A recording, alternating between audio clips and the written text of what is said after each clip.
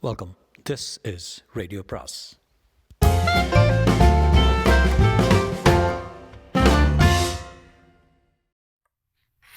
Good evening, everybody. This is Radio Pras, obviously. Today I'm going to be reading an English short story. The younger days while living in India, I'd read a lot of Alistair Maclean stories, and I've told that to my daughter many times. All his novels, most of them are thrillers. And I quite enjoy them. At least I quite enjoyed them when I read them then. My daughter gave me this Christmas gift of a set of short stories from Alistair Maclean. This one is called The Lonely Sea. It has a collection of a few short stories in it. So I happened to read one of it, and it was interesting because that's the story which actually launched his writing career. So I chose that short story to read you today. And it's a really short story. It's about a few pages long. It's very high on Scottish Gaelic language terms in there, so I'm going to mispronounce a whole lot. Apologies for that up front. But I'm going to give my best shot. It's going to be Old English, obviously. 1954 is when it was written. And he got an award for that. So off we go. The story is called the Dileas. And that's how it's pronounced in Gaelic, I believe. Dileas. The story name is The Dileas. 3 hours gone, Mr. Maclean. 3 hours, and never a word of the lifeboat. You can imagine just how it was. There were only the four of us there, Echan, Tory Moat, Old Grant, and myself. Talk? Never a word amongst the lot of us, not even the heart of a dram, and there on the table was a new bottle of Talisker, and Echan not looking for a penny. We just sat there like a lot of stookies. Sumas Grant, with his expressionless face, and yon wicked old pipe of his bubbling away, and the rest of us desperately busy with studying the pattern of the wallpaper. Listening to the screech of the wind, we were, and the hail-like chuckles battering against the windows of the hotel. Dear, what a night that was! And the worst of it was we couldn't do a thing but wait. My, but we were a right cheery crowd. I think we all gave a wee bit of jump when the telephone rang. Echan hurried away and was back in a moment, beaming all over. One look at yon great moon face of his, and we felt as if the Plada lighthouse had been lifted off our backs. 4 glasses, gentlemen, and seize over the Talisker. That was the lightkeeper at Creer Dearg. The Molly Ann got there in time, just. The puffer's gone, but all the crew were taken off. He pushed the glasses over and looked straight at old Grant.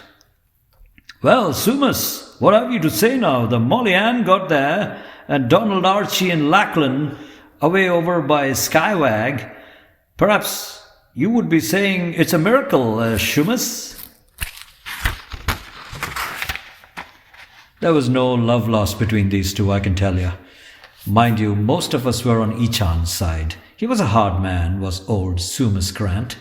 Well respected, right enough, but no one had any affection for him, and by Jove, he had none for us, none for anyone at all, except for Lachlan and Donald, his sons. For old Sumas, the sun rose to shine on them alone, his motherless sons, for them the croft, for them the boat, for them his every waking thought. But a hard man, Mr. Maclean, aloof and, remote, kept himself to himself, you might say. It's a miracle when anyone is saved on a knot like this, Echan. Old Grant's voice was slow and deep. But without Donald and Lachlan? Echan pressed. Tory, I remember, shifted in his seat, and I looked away. We didn't care for this too much. It wasn't right. Big Neil's wheel enough in his own way, Grant said, kind of quiet. But he'll never be the lifeboat coxswain Latchy is. He hasn't got the feel of the sea.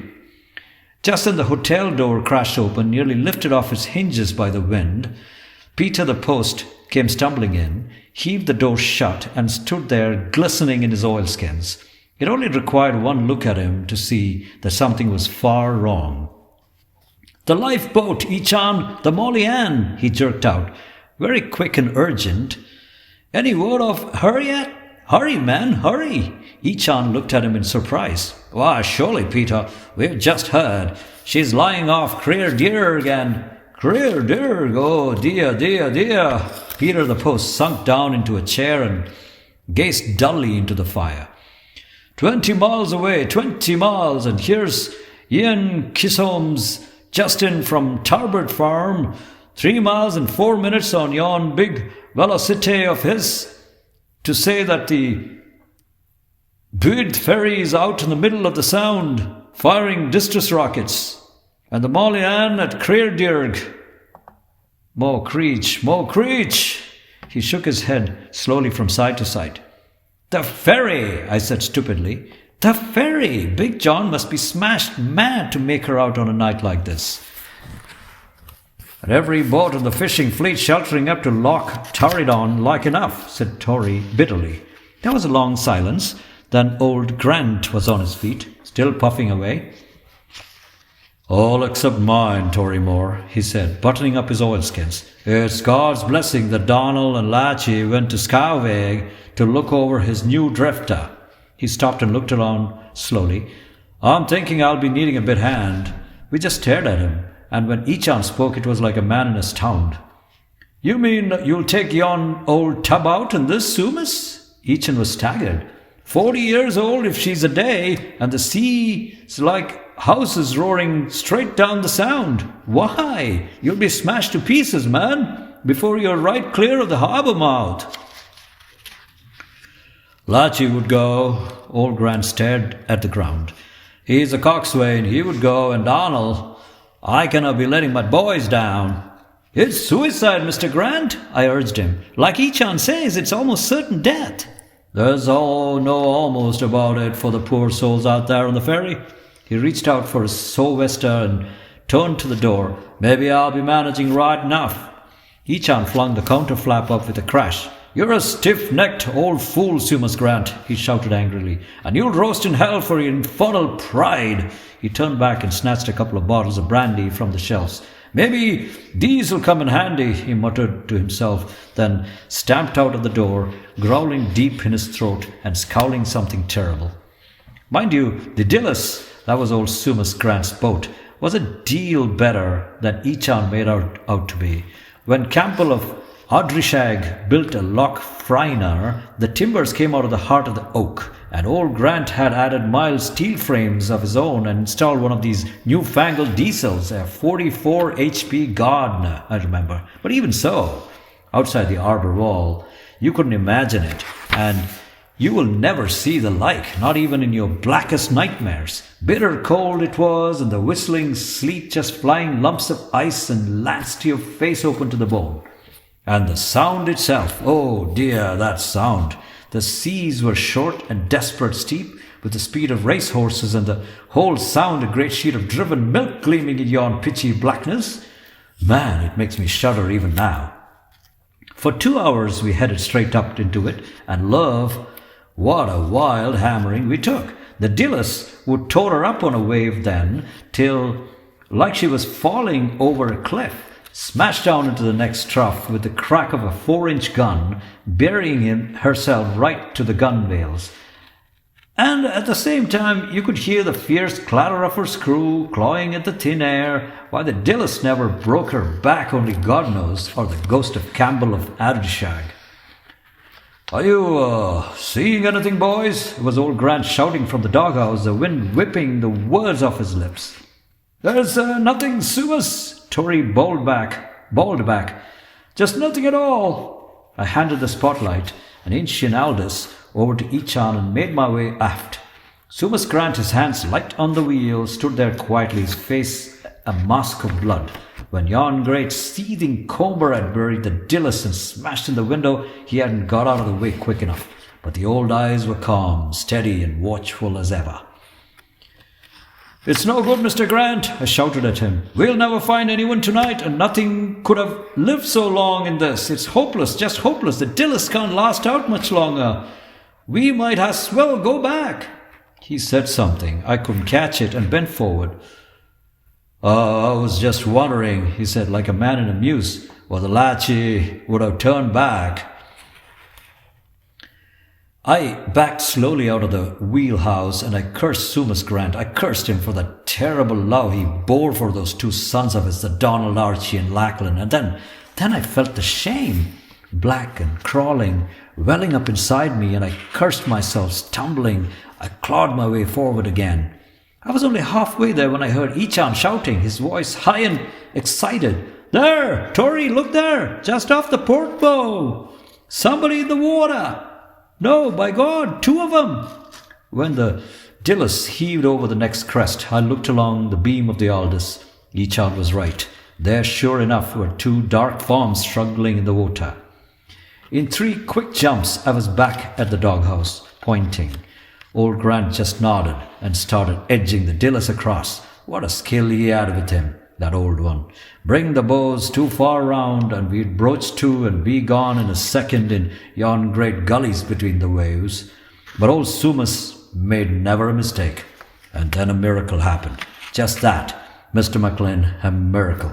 It was the Sea of Galilee all over again. Mind you, the waves were as terrible as ever, but just for a moment the wind dropped away to a deathly hush, and suddenly, off to starboard, a thin, high-pitched wail came keening out of the darkness. In a flash, Tory had whipped his Aldous around, and the beam, plunging up and down, settled on a spot less than 100 yards away, almost dead ahead. At first I thought it was just some wreckage. Then I could see it was a couple of timber barks and planks tied together, and lying on top of this makeshift raft, no, by God, lashed to it, were a couple of children. We caught only flying glimpses of them, up one minute, down the next, playthings of the devil in yon madness of a sea. The poor wee souls. Oh dear, the poor wee souls. "Mr. Grant," I roared on old Sumas' ear, "there's a raft dead ahead, 2 wee children on it." The old eyes were quiet as ever. He just stared straight ahead. His face was like a stone. "I cannot be picking a boat," he said, his voice level and never a touch of feeling in it. Damn his flinty heart. "To come round in this would finish us. I'll have to quarter for the shelter Seal Point to turn. Can the children be hanging on a while longer, do you think, Callum?" "The children are near gone," I said flatly, "and they're not hanging on, they're lashed on." He looked quickly at me, his eyes narrowing. "Lashed, did you say, Callum?" he asked softly. "Lashed?" I nodded without speaking, and then a strange thing happened. Mr. Maclean, a strange thing indeed. Yon craggy old face of his broke into a smile. I can see yet the gleam of his teeth and the little rivers of blood running down his face. And he nodded several times as if in satisfaction and understanding, and he gave the wheel a wee bit spin to starboard. The little raft was drifting down fast on us, and we had only the one chance of picking them up. But with old Sumas at the wheel, that was enough, and Tory Moore, with one sweep of his great arm, had the children, raft and all, safely aboard.